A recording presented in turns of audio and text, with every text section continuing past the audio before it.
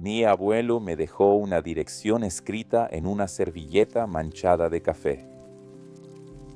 No fue un testamento elegante en una oficina con aire acondicionado y abogados de traje gris. Fue un pedazo de papel arrugado, entregado con una mano temblorosa que olía a tabaco y a tiempo perdido. Recuerdo su aliento débil, rozándome el oído, cuando me susurró que no la buscara en Google Maps. Sus ojos, nunca olvidaré ese brillo de terror que tenían. Me dijo que la buscara con el corazón o con miedo.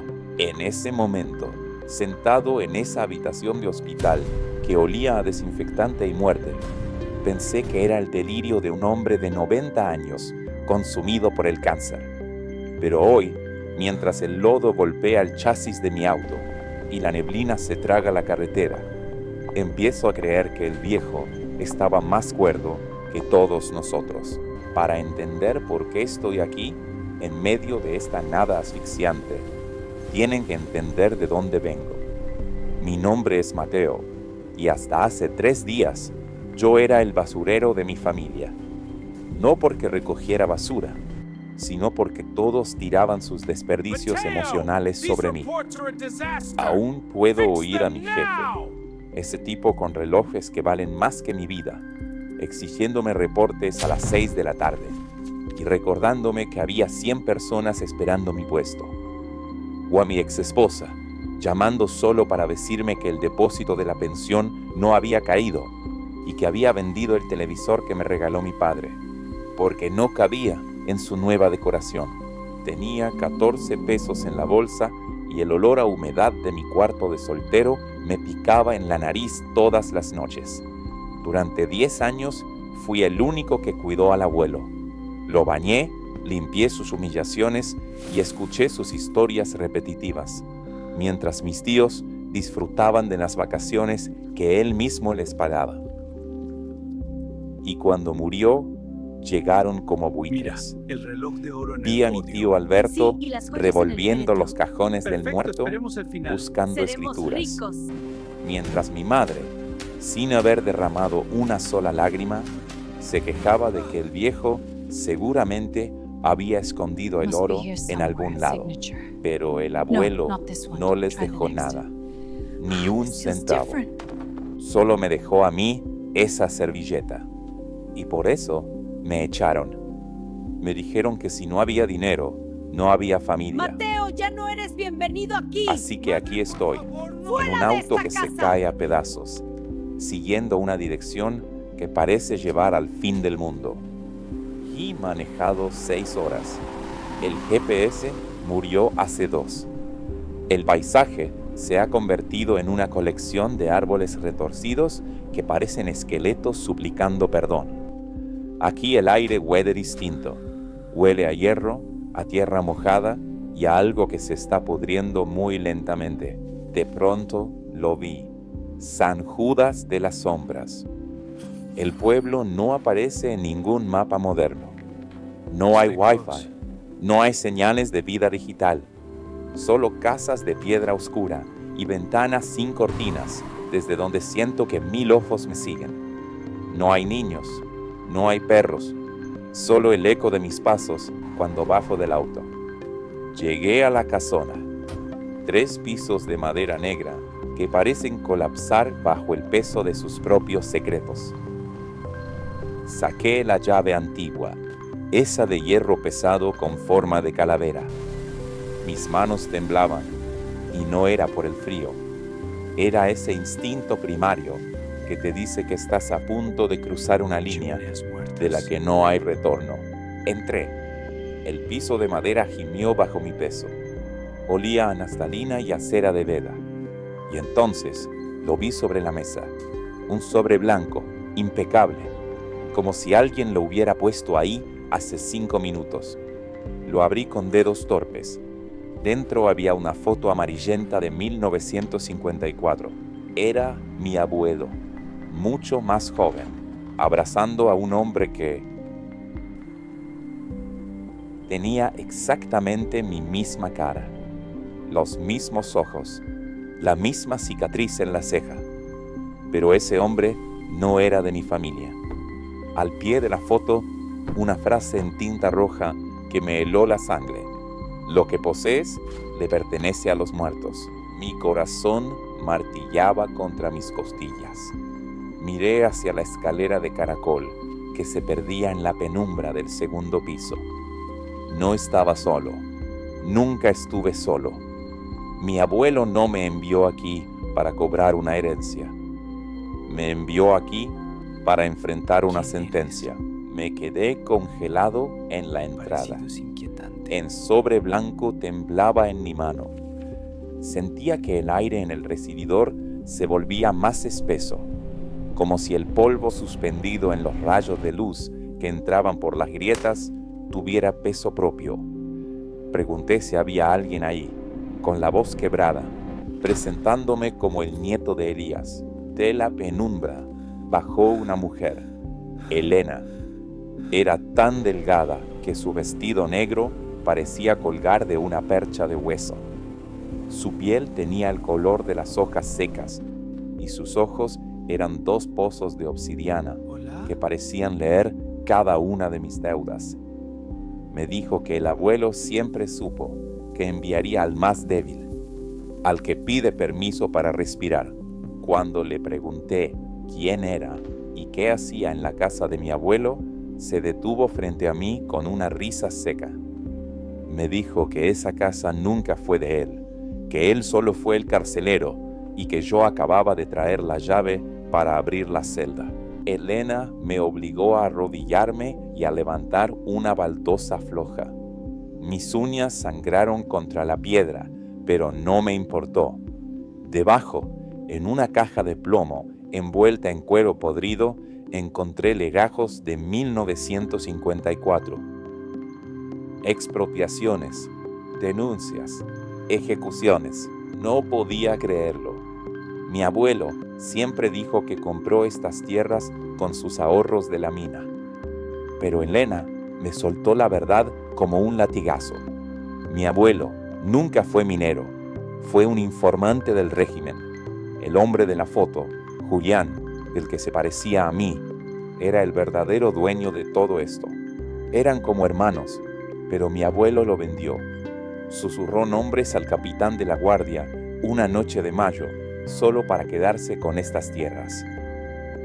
Sentí que iba a vomitar. Toda la respetabilidad de mi apellido, las empresas de mis tíos, la educación de la que mi madre tanto se jacta, todo fue pagado con la sangre de hombres que murieron suplicando por sus vidas. Mi abuelo no era un hombre de negocios, era un Judas que cambió la vida de su mejor amigo por 300 hectáreas de olvido. Le pregunté a Elena por qué me había dejado esto a mí. Su respuesta fue fría. Me dijo que mis tíos habrían quemado esos papeles sin leerlos porque ya tienen el alma podrida, pero que yo todavía sentía el peso de la culpa. Me dijo que el abuelo no me dio una herencia, sino la oportunidad de detener la maldición antes de que el mundo se tragara a los míos. De pronto, escuché motores afuera. Luces potentes iluminaron la sala. Eran ellos. Mi madre le había puesto un rastreador a mi auto antes de salir de la ciudad. Venían por el oro que creían que yo había encontrado. Oí los gritos de mi madre desde afuera, exigiéndome que abriera, reclamando lo que según ella les pertenecía por derecho de sangre. Qué irónico. Si supieran qué sangre es la que realmente estaban reclamando. Elena me entregó una lámpara y me señaló el sótano. Me advirtió que tenía 10 minutos antes de que rompieran la cerradura. Me dijo que podía esconderme y dejar que mi familia quemara la verdad, o podía bajar y terminar con esto. Pero me advirtió algo más, que una vez que bajara, el Mateo que conocía moriría en esa oscuridad. No lo pensé más. Agarré el cofre y me hundí en las fauces de la casa. Escuché la madera de la entrada ceder y los gritos de avaricia de mi propia sangre. Pero yo ya no estaba ahí. Estaba descendiendo a un lugar donde el dinero no vale nada. El sótano olía a tierra vieja.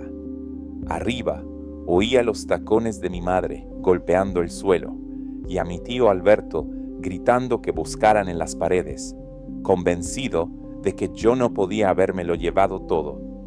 Parecían hienas peleando por un cadáver. Frente a mí encontré un escritorio devorado por las polillas. Sobre él, un libro contable forrado en piel rugosa. Al abrirlo, no encontré números de cuentas. Encuentro una lista. Los Mendoza, los Reyes, los Soriano. Decenas de nombres. Mi abuelo no solo les robó la tierra, les robó el futuro mientras mi familia estrenaba lujos. Entonces, mi tío bajó, me llamó Raponcito y me exigió que soltara la caja, diciendo que era el patrimonio de la familia. Le respondí que estaba leyendo nuestro árbol genealógico, pero que no estaba hecho de apellidos, sino de víctimas. Le dije a la cara que el abuelo no era un visionario, sino un criminal. Mi madre entró después con una locura en los ojos que nunca le había visto. Me gritó que me callara, que no le importaba el origen del dinero, que solo le importaba que era nuestro. Me prometió que con eso podría recuperar mi vida, ser alguien. La miré, realmente la miré. Vi sus arrugas estiradas por el deseo de un dinero que no trabajó. En ese momento entendí que la pobreza de mi familia no estaba en sus cuentas bancarias, sino en sus esqueletos. Saqué mi encendedor. Mi mano no temblaba. Les dije que esos papeles no se vendían, se entregaban. No soy un hombre violento, pero esa noche sentí que el espíritu de Julián empujaba mis hombros. Había grabado cada confesión de mi madre y cada grito de mi tío, reclamando el botín del crimen. Les dije que ya había firmado la cesión con el notario local. Todo había pasado a una fundación para la restitución de las familias de San Judas. Mi madre gritó que los había arruinado, que los dejaba en la calle. Yo solo le respondí que los dejaba en la realidad, que ahora eran libres del pecado del abuelo. Les pedí que se fueran antes de que el pueblo se enterara de quiénes eran y decidieran cobrar la deuda de 1950 en persona. Salí de la casa de mi abuelo cuando el primer rayo de sol golpeaba las montañas. No tenía el oro que mi familia soñaba. Seguía teniendo los mismos 120 pesos y un despido esperándome en la ciudad. Pero mientras caminaba hacia mi auto, vi a un hombre joven de mi edad arando una tierra que ahora, legalmente, volvía a ser suya. Se detuvo, me miró y asintió con la cabeza. No hubo palabras, no hacían falta. Aprendí que la herencia más grande no es la que se cuenta en billetes, sino la que te permite dormir sin tener que cerrar la puerta con doble cerrojo. Mi familia me llama traidor, el mundo me llamará tonto, pero cuando cierro los ojos, ya no escucho los gritos de mi abuelo en el hospital. Escucho el silencio de una deuda pagada. A veces, para salvar tu vida, tienes que perder tu fortuna. A veces, para ser libre, tienes que ser el que rompa la cadena, aunque te quedes solo. Muchos de ustedes están luchando por heredar un imperio, por dejarle algo a sus hijos.